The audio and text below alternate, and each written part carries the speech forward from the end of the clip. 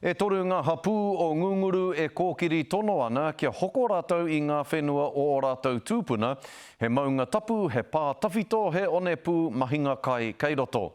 Kei te raki mawhiti o whangārei a ngā whenua tūpuna e kororo hia nei e takoto ana, e purutia ana e te papaata whai i tēnei wānei. Ko te utu e kōkiri hia ana e tētahi atu rōpū taiao, kia riro i a rātou ngā whenua nei, ko te 3.1 miliona tāra. Engari e mea ana ngā hapū ka whakataetai atu rātou ki tērā. Anei rā, ata Roy Black. Koe nei te tūpahi kei nunuru ko tōna inua Māori ko te tāhuna o Pīmanu. Tērā inua, anō mai rāno tērā inua. He tīpuna whenua tuku iho no ngā hapū o Ngāti Wai, ko Ngāti Takapari, ko te Waiariki, ko Ngāti Kororā.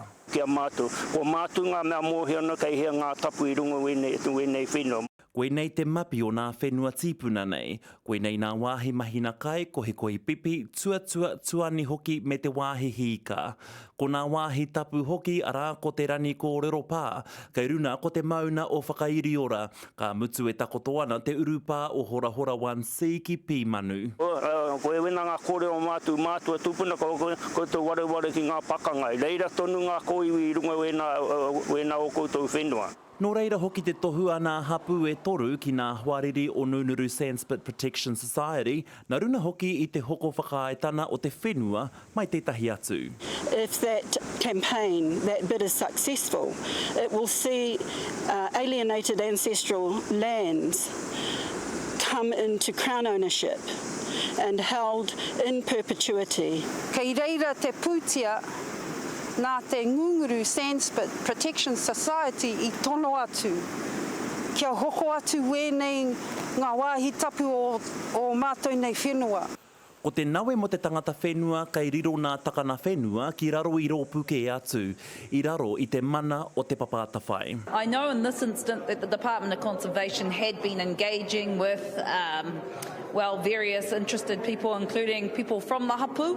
I've made inquiries as to whether or not that was the Hapu Trust. I don't know that it necessarily was. So something that I need to feel comfortable with is that our department are engaging with the right people and in the right way. Whakahokia mai tēnei whenua mā mātu whakahaere. The door remains open. The Hapu are keen to meet with Ngunguru Sandspit and Protection Society. I've tried to give them a call over the last day or so to really make sure that I understand the issues. Obviously, we have correspondence coming in from quite a few different angles related to the Hapu specifically. I'm happy to have a good chat with whomever are the relevant people that hold the mana to speak on behalf of the haukainga. Ahakoa he 3 miliona tāra te nui mo te rirona o te whenua, ka rehea ki ngā hapū kia hoki whenua mai. Taro Black, Te Karere.